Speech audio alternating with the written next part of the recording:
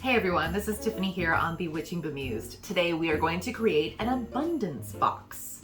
This will be part of my witchcraft DIY playlist. If you're interested in a little bit more content on the DIY front, I'll link it down below. This both is and isn't a manifestation box. So you are manifesting, but you're not just manifesting something, you are manifesting more of something, abundance, an abundant amount of something. It's really simple, and if you like crafts, you're gonna have fun doing this. As always, the article that corresponds with this video is linked down below in the description box. So what this box is and what this box isn't. Part of the beauty of making a box like this is that it does but also doesn't have a specific intention. So it has sort of a fill in the blank intention. You have set that up that I would like an abundance of blank. In creating the box, you have given it a design and an intention and a purpose. And then with the items that you put inside of the box, you manifest an abundance of those items, or rather what those items represent. And those are the things that you can switch out. So if you want to make more money, you put some money in there. If you want some more friends, maybe put a picture of your current friends, some citrine, and a friendship charm bracelet. If you would like more time for relaxation, try putting in some pink Himalayan sea salt, some lavender, and maybe something symbolic like an eye mask. But notice how I said these are for things that you want more of, not just manifesting, right? Like I said, it's not just a manifestation box. It's a specific type of manifestation box. So if you want a boyfriend, don't put in things to attract a boyfriend in this box because it's about abundance. You're not trying to attract more than one boyfriend. I mean, maybe you are. No judgment if that's your thing. I'm just saying, if you're looking to attract one, don't do this. If you want a cat, don't use this box. If you would like 10 cats, then maybe, yeah, use the box. There are many difficult situations that could potentially arise when using a box for more when you mean one. Additionally, this is what I would call lazy magic. Now, lazy in this sense is not necessarily a bad thing, but it does mean that you probably shouldn't use this box if what you are trying to manifest more of is something that you need really quickly, or it's a crisis situation, or if you're asking for something really big. Like I said, when you're making the box, you are putting thought and energy into its creation. That's why we hand make it ourselves. It puts a ton of energy into it. And that's what holds the intention and it kind of powers it. And of course, you're gonna tend to it from time to time. We'll talk more about timing of using it later. But you know, you'll wanna charge it up with energy. You're gonna wanna make sure to dust it off occasionally so it's not just sitting there, you know, collecting dust. Put it under a full moon every once in a while. Change out the items that are inside and so on. But it is a set it and forget it spell. This box is good for getting a little extra cash flow, but maybe not if your car just broke down and you urgently need $2,000 to pay the mechanic. It's good for driving a few more viewers to your YouTube channel, but not necessarily for a video going viral and getting 2 million clicks. Those are pretty big asks. And I'm not saying that the box would never, it's impossible that it would ever work for those things.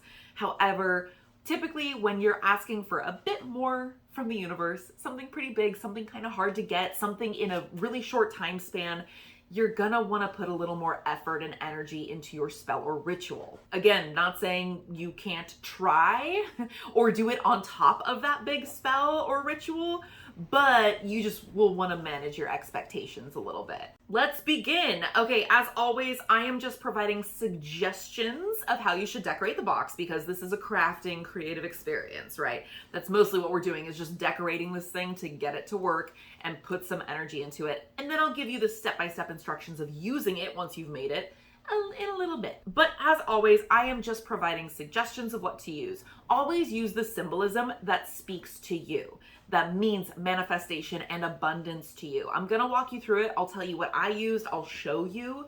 But again, at the end of the day, this is your own. Make it your own because it's gonna be working for you. I'm going to decorate the outside of the box. My preferred style for this is going to be sort of a collage-y deal First, the type of box that you use is entirely up to you. I like this one because it's nice and slim. You can kind of tuck it away somewhere. It doesn't take up a huge amount of space on my altar. It's also a very sturdy box, but it is long enough and big enough that I can, I can fit several items in here if I need to. I can, tri-fold a piece of paper and fit it in. It's still deep enough to hold a decent sized crystal, etc. Plus, I did do a few moon spell box unboxings, linked below if you want to watch them. And I just love their boxes. Plus, I just love that the intention and purpose of this box has always been to carry magic. So this is just what I'm doing. You could literally hand carve a box out of wood if that's your thing. You could get a wooden box and wood burn it.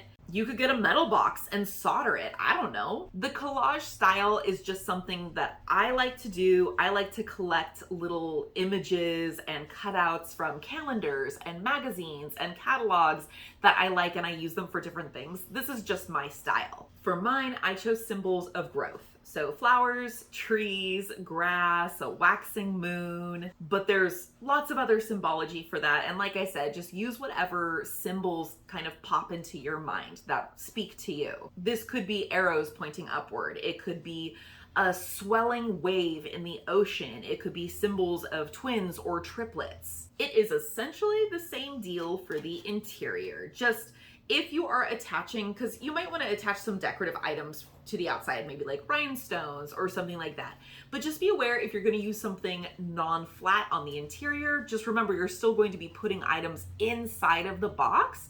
So you don't want the decorations of it to take up too much space. The first thing that I made sure to do was use a bit of shiny paper. I wish I actually had some like plastic sticky mirrors. They do make those. You can get them at craft stores. I just don't have any on hand right now. I might change this out later, especially if I'm not getting the results that I want. But for right now, I thought this paper was shiny and pretty and reflective, and it symbolized what I wanted it to, which is whatever I put in this box is going to be reflected on this piece of paper. Therefore, whatever I put in the box is multiplying, right? It went from one thing to two things because here's its reflection. I also put it in the lid of the box to represent the sky. So when this box is sitting flat, you have soil on the bottom. Again, this is just the symbolism that I chose. Do whatever you want, whatever works for you. Soil on the bottom where I place my items. That's me planting my seeds. There's greenery and flora around the edges. And then, like I said, the sky above. It's this idea of, you plant a single seed and from that sprouts an apple tree where you get many apples. But maybe that's not the first thing that speaks to you. Totally fine. Like I said, don't follow mine step by step. If you want to, if that's the style that you like, copy me. I do not care. But as I always tell you guys, the more personal you make it, the more personal benefits you're going to get from it. The timing of using this box it's not tricky per se, but it's very flexible. Let's just say that. So if you have one ongoing thing that you want to work on getting abundantly, say money. Money's an easy one to go to because who doesn't want more money?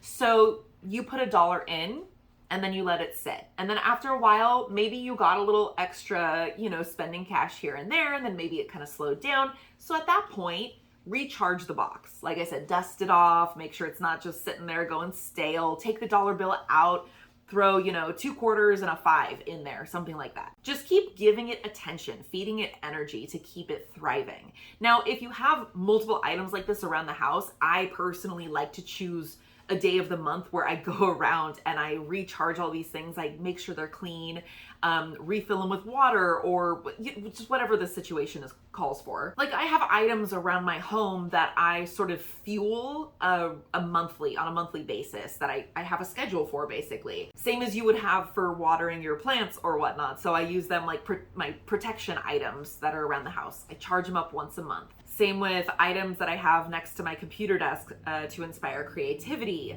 Charge those up once a month. So this would just kind of go into that schedule. You could do it that way.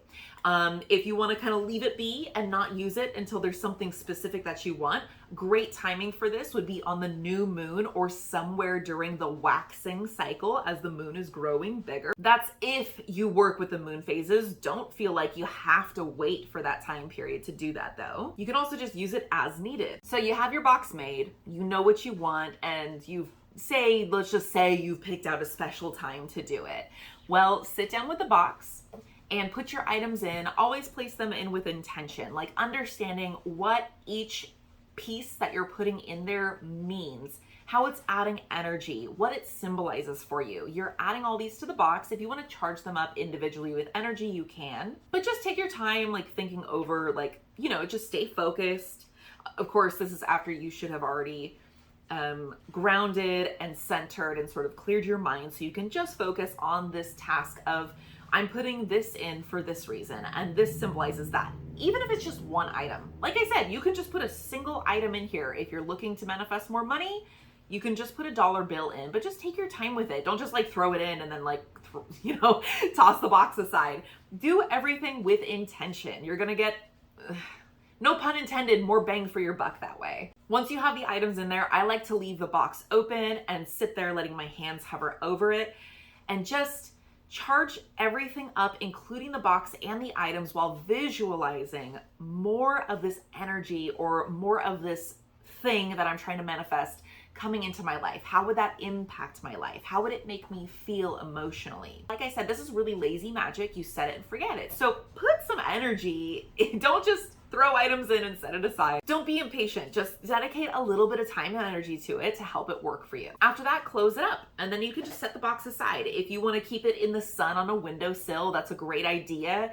If you want to put it on your altar, that's fine as well. If you want to put it maybe near the place, like if you're manifesting more story ideas because you're a writer, maybe put it next to your computer, or, you know, place it in an area that kind of correlates with what you're asking for. If you are the type who likes to push the thought of what you just tried to manifest out of your mind, you want to forget it, then maybe you want to hide it away somewhere. Maybe you have a little hiding place for the box. Again, I'm going to leave that up to you guys. Everybody has their own way of doing this. Do what feels right to you. Use your intuition. You're not going to mess it up. There's no right or wrong way. And this box is not going to backfire on you as long as you use it appropriately. Like I said earlier, if you ask for a cat in a box for abundance, you might get more than you bargained for. I'm thinking about doing a video on creating a banishing box next, but it does seem kind of like, well, just do the opposite of this box, right? But anyway, if that does sound interesting to you guys anyway, let me know down in the comments. And if you're looking for more witchcraft DIY, check out my DIY playlist.